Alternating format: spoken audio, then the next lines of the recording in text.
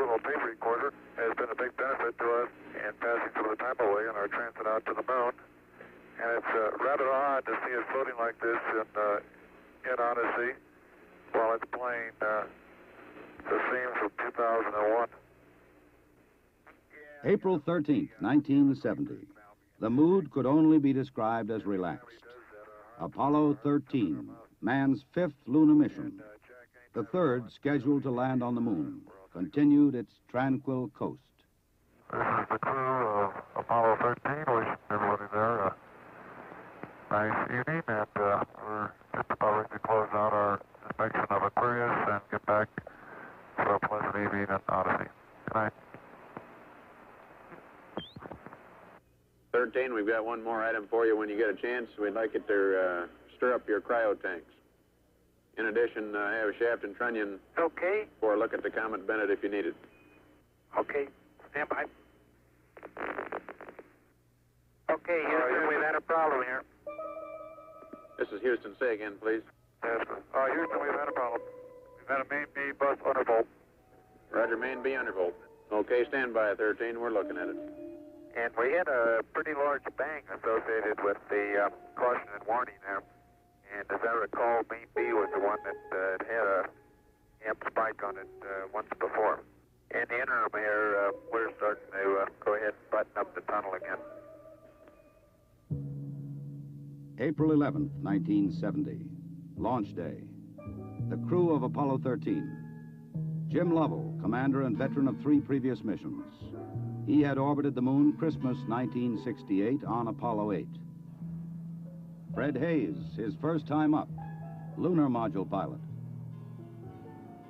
Jack Swigert, command module pilot. 3 days ago, he was on the backup crew. Now he replaced Ken Mattingly. Mattingly had been dropped from the mission because he had been exposed to German measles. He would watch the launch from Houston's mission control. Auto sequence initiated, flight. Roger. Flight booster. Go. S4B pre-press complete. Roger. Flight booster. S1C pre-press complete. We're on internal power and we're go. Roger. How's it look, Econ? You got your space? Looks good, flight. Okay. MCC record us to flight speed. Ignition, flight. Roger. Roger. Clock start, flight. Roger. Thrusters go, all engines. Roger. Okay, Fido, how's it look? Looks good here, flight. Good agreement. Okay, Booster, how do you look? S1C looks good, flight. Okay, Capcom, we go, you on the ground. Okay, we go at 1, Capcom. Get relieving, flight. Roger.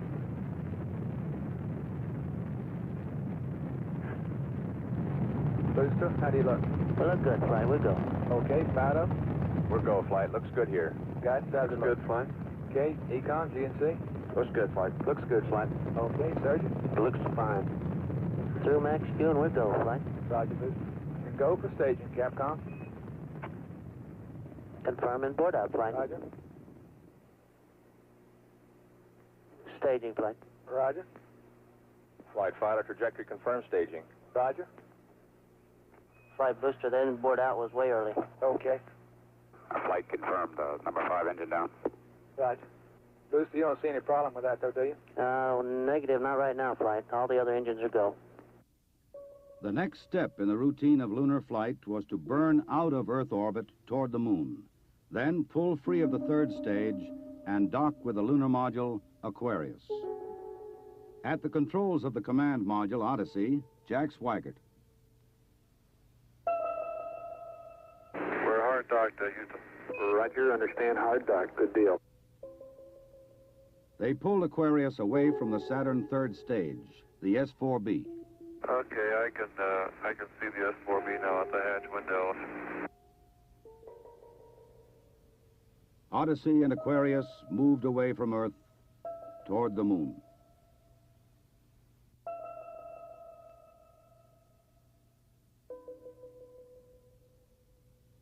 Okay, Houston, we've had a problem here. 5 guidance. Go, guidance. We've had a hardware restart. I don't know what it was. Okay. Houston, we've had a problem. We've had a main B bus undervolt. You see an AC bus undervolt there, guidance? Or ECOM? Negative, flight. Believe the crew reported it. We got a main B undervolt. We may have had an instrumentation problem, flight. Roger. And we had a pretty large bang associated with the caution and warning there. The sensation I had, that I had felt a vibration accompanying the bang, not a large vibration or shudder. Is there any kind of leads we can give them? Are we looking at instrumentation, or we got a real problem, or what? We're reading 0 N2 pressure in fuel cell 1 and 13 psi on fuel cell 3 O2 pressure. Okay, Barrett, what do you want to do? Open circuit fuel cell 1 and 3? That's firm flight. Shut down the reactance valve, and I asked for a reconfirmation, since when you do that, it's sort of irreversible. If you shut one of these things down, they only can be restarted from ground support equipment. Yeah, that's because of AC. And it looks to me, looking out the hatch, that we are venting something. We are venting something out into space. Okay, let's everybody think of the kind of things we'd be venting. GNC, you got anything that looks abnormal in your system? Negative flight. How about you, Ecom? You see anything that, with the instrumentation you got, that could be venting? That's a firm flight. Let me look at the system flight as far as the venting is concerned. Okay, let's start scanning. Here is a bulletin from ABC News. The Apollo 13 spacecraft has had a serious power supply malfunction that could cause the lunar landing mission to be terminated early. I assume you've called in your backup ECOMs? Flight, say again? Have you called in your backup ECOMs now? See if we can get some more brain power in this We thing? got one here. Roger. At the moment, the astronauts are continuing to try to isolate their trouble. A late report says the spacecraft now is operating on battery power alone. All unnecessary equipment is being turned off. Okay, now let's everybody keep cool. We got the LEM still attached. The LEM spacecraft's good, so if we need to get back home, we got a LEM to do a good portion of it with. Okay, let's make sure that we don't do anything that's going to blow our CSM electrical power with the batteries, or that will cause us to lose the main or the fuel cell number 2. Okay, we want to keep the O2 and that kind of stuff working. We'd like to have RCS, but we got the command module system, so we're in good shape if we need to get home. Let's solve the problem, but let's not make it any worse by guessing.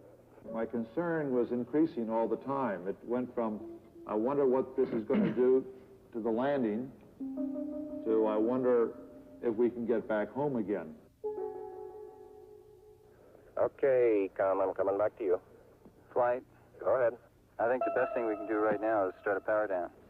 Right about then, it was quite apparent to me that it was just a question of time that the command module was going to be dead. You don't want to get fuel cell pumps off, do you? We can do that on fuel cell number 1 flight. Okay, well, let's make sure we don't blow the whole mission. The thing that concerns me is throwing equipment. We had a problem. We don't know the cause of the problem. Flight, I've got a feeling we've lost 2 fuel cells. I hate to put it that way, but I don't know why we've lost them. It doesn't all tag up. Network from Flight. Flight network. Bring me up another computer in the RTCC, will you? We got one machine on the RTCC, and we got dual CPs downstairs. Okay, I want another machine up in the RTCC, and I want a bunch of guys capable of running D-logs down there. Roger that. What all this means is only speculation at this point. First, though there has been some tumbling or rotation of the spacecraft, the astronauts do not appear to be in any immediate danger. I'll tell you what, GNC, can you get somebody in the back room to try to figure out what the equivalent delta V is we're getting, so that we can see if we can backtrack to see if we can figure out what's venting. Roger, we'll give it a try, Flight. Okay?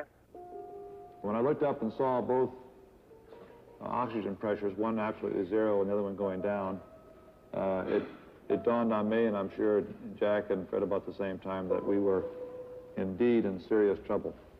The only way to survive the situation was to transfer to the LEM. Flight Econ. Go ahead, Econ. The pressure in O2 tank 1 is all the way down to 297. We better think about getting in the LEM or using the LEM systems. I'd say this is as serious a situation as we have ever had in manned spaceflight. We've always called the LEM a good lifeboat under those circumstances. If at any time in the mission, however, the LEM had separated and we had gotten ourselves into a rendezvous situation, or the command module being around the moon, then what you state is absolutely true. It would be a fatal situation. Tell me you from Flight. Go ahead, Flight. I want you to get some guys figuring out minimum power in the LEM to sustain life. The accident had occurred 200,000 miles from Earth. Lovell, Swigert, and Hayes rode in the lunar module attached to a lifeless command module. Apollo 13 had started as a mission of scientific exploration. It was now a matter of survival. Since the command module was dead, except for the oxygen and power hoarded for re-entry, the guidance platform of Aquarius, designed to land on and take off from the moon, would have to be used. The first milestone, and I consider this after the accident, I guess, more or less the survival now. The first milestone was to get alignment on the LEM platform. Alignments are important, you know, because without knowing exactly which way the attitude of a spacecraft is in space, there's no way to tell how to burn or how to use the engines of that spacecraft to get the proper trajectory to come home. The position we are now on the Earth-Moon plane, we have to go around the moon to get back if we're going to use the DIPS engine. You would have had enough capability with the SPS engine, but of course we don't dare use that now. So we have to go up to the backside of the moon and come back. To get into the correct orbit around the moon, the crew had burned out of a trajectory that would automatically bring them back to Earth. They would have to get back onto a safe course toward Earth. He needs to put his throttle to min also, Flight. Throttle to min? Yes, he's at 29% now, roughly. This maneuver, again, was completed on time, and because it was a manual burn, we had a three-man operation. Jack would take care of the time. He'd tell us when to light off the engine, when to stop it. Fred handled pitch maneuver, I handled the roll maneuver, and I pushed the buttons to start and stop the engines. Aquarius, and you go for the burn.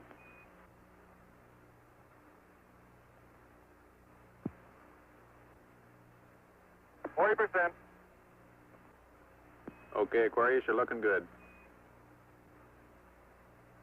Auto shutdown. The first problem was solved. They were back on the path to Earth. But there were many other problems to be solved. From a building at Houston's Manned Spacecraft Center, systems experts coordinated the coast-to-coast effort to get the crew back. One of the big problems was consumables. There would be enough to eat and drink. But in space, there are other factors. Oxygen to breathe, electrical power to keep the spacecraft alive, water to cool the equipment and keep it operating. What we'll be doing till we get them back on the water is concentrating on everything that is their lives are dependent upon at the moment, rather than worrying about the accident, because there's nothing we can do about that now. It appears at the present time that everything is under control and that we have a safe situation at the moment. Hey, I want to say you guys are doing real good work. So are you guys, Jack. We are about 70 hours from home, and we think we have the situation in control. We've projected the consumables as I've described, and we have a plan for carrying out the rest of the mission, but there's going to be no relaxation at all as far as that goes from now until splash. There was a key decision to be made before Apollo 13 went behind the moon. Where to bring them down. Their present course would take them to the Indian Ocean, where recovery would be difficult. A burn to bring them home quicker would take them to the Pacific Ocean near the recovery forces. Bringing them home even faster would place them in the South Atlantic, again away from recovery forces. It was decided to take them to the Pacific. We've run these simulators both here and at the Cape and at the contractors that continuously ever since last night. We've tried to simulate virtually everything that we've had the crew to do that is non-normal that they've done, and we've proven most everything that we've been able to run on the simulator prior to passing it up to them. There may be some details we haven't done, but at least we've checked the feasibility of everything we've done, and we'll continue to do that. They passed 137 miles from the moon. For Lovell, it was the second time that he had seen the moon so near. But there was no time for contemplation. There was another critical burn coming. Okay, look, let's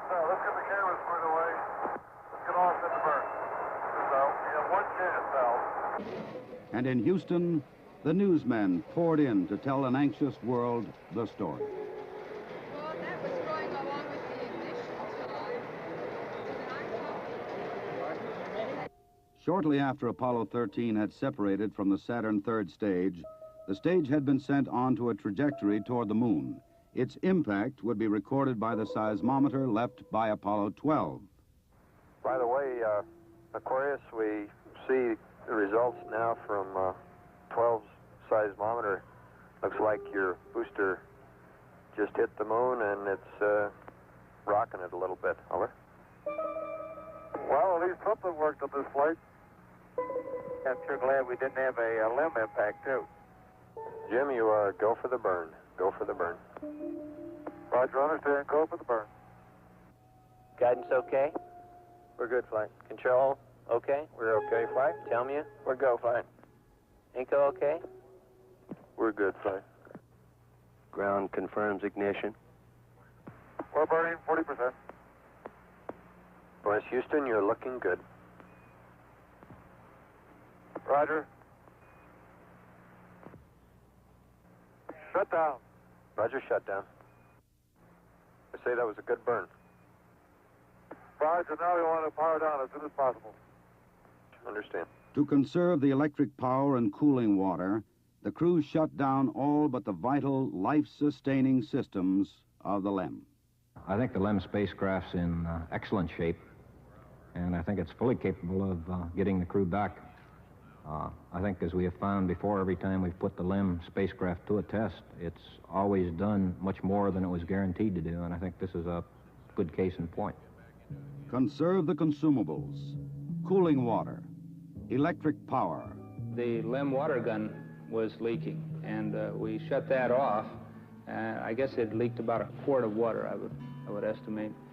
But it took me about 2 days to get my feet dry, and of course, I think you were all aware that the temperatures were going down in both vehicles, and it's made for very chilly feet for a couple days.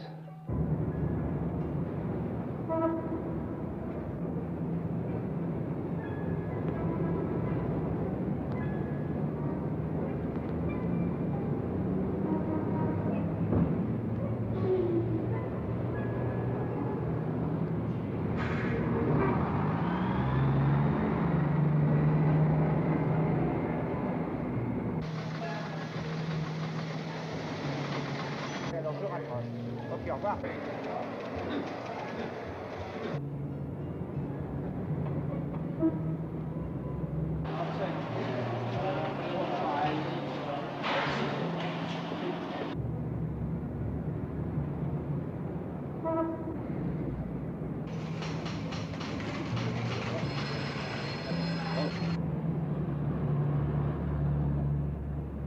Lord, your astronauts will come back safe.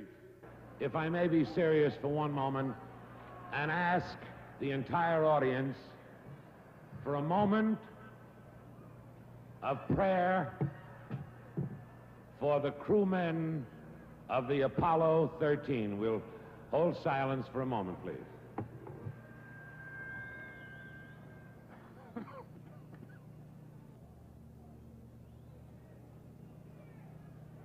RCS-A stands at 62% and B at 62%. I see we've gone a hell of a long time without any sleep. We're going to have to start thinking about getting people back to sleep again because I didn't get any sleep last night at all. Command module just slowly kept going down in temperature until I think just prior to reentry, it was down to about 38 degrees. And along with that, it was a sort of a chilling coldness. The walls were perspiring, the windows were completely wet, and it wasn't too healthy. I recall that we went in there to get some hot dogs one day, and it was like reaching into the freezer for the food.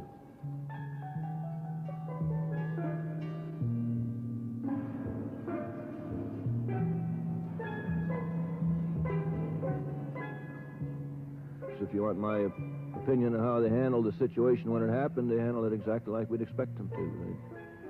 They were about as well on top of it as anybody could be, knowing what we knew, which isn't very much, I'll have to admit. but I think they did everything right within the knowledge that was available to us in a timely fashion, which is what all we expect of them. I think they did a beautiful job of it.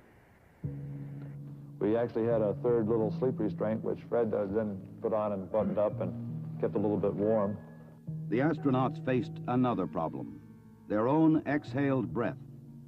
The lithium hydroxide chemical to take carbon dioxide out of the air was not sufficient in the lunar module. They would have to adapt the canisters from the command module to fit the hoses in the LEM. On the ground, an adapter was fashioned from materials the crew had available in the LEM. Cardboard from a checklist, plastic bags, and tape. After checkout in an environmental chamber, the directions for construction were sent up to Aquarius. At this point in time, I think the partial pressure of carbon dioxide was reading about 15 millimeters. And we constructed 2 of these things and put them online, and I think within an hour, the partial pressure of CO2 was down to 2/10. So you see that survival now became one of initiative and ingenuity, and it was one which the ground continually helped us along. We had all kinds of people on the ground trying to think up ways of extending our lifetime. There would be still another burn, a mid-course correction to get Apollo 13 into the narrow corridor through the atmosphere for a safe return to Earth. We're at burn attitude, flight. College. Ignition. Thrust looks good. Shut down. Hang in there, it won't be long. There were moments when I didn't know how much consumables we had, whether we could make it back or not, but in a situation like that, there's only one thing you can do. You just keep going, and you just keep thinking up where you can get more consumables. And so that's exactly what we did.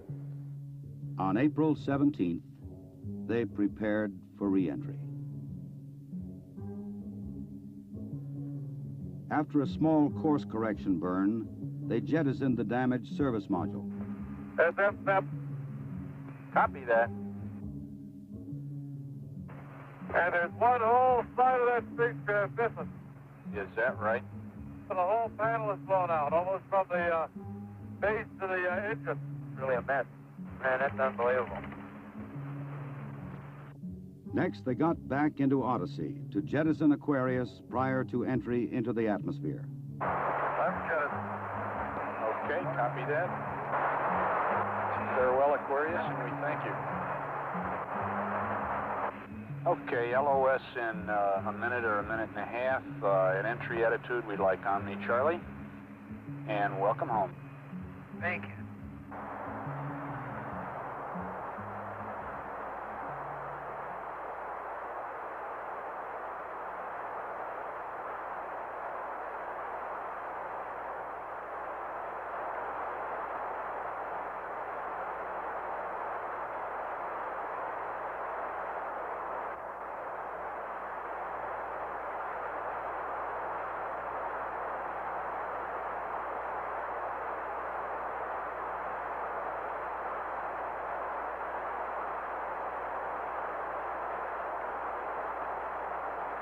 Odyssey Houston standing by, over. Okay, go over.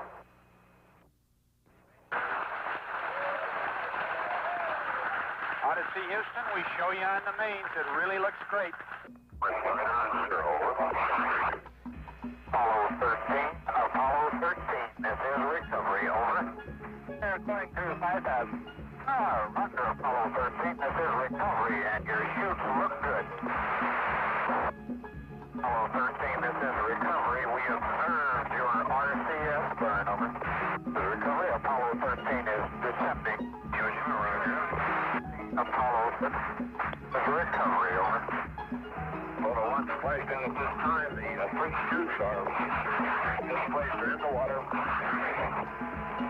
0 degrees, magnetic 3.5 miles. Iwo Jima. Iwo Jima, roger. This photo 1, the command module is stable 1 at this time. They're riding comfortably. The vertical axis are approximately 15 degrees. Web 1, you're cleared to come to position for 3 for the other 2 Web 1, roger. Okay, Web 2, your wind line 270.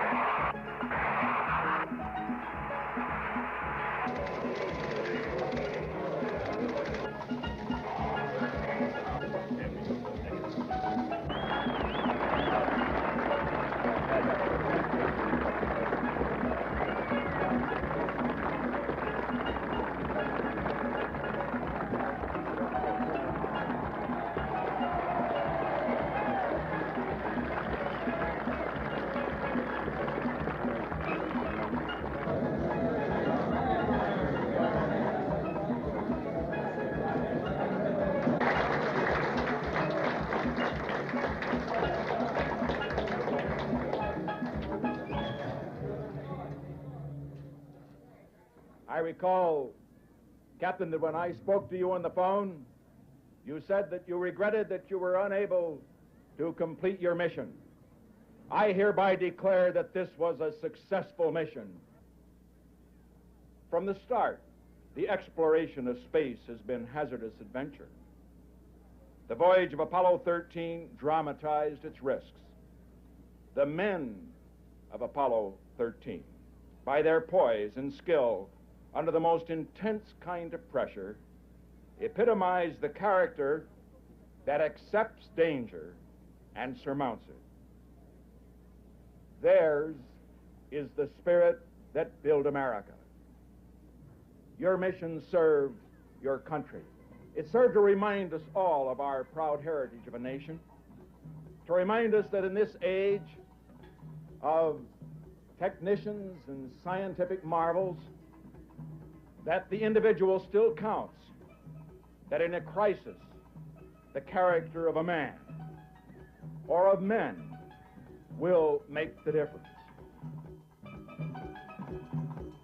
GNC, go. Surgeon, go. Procedures, go. AFD, go. Network, go. Computer soup, go. Raj, network, give me an amber. RTC, you on AFD conference. RTC's on the AFD conference. Okay, all flight controllers, let's play it cool.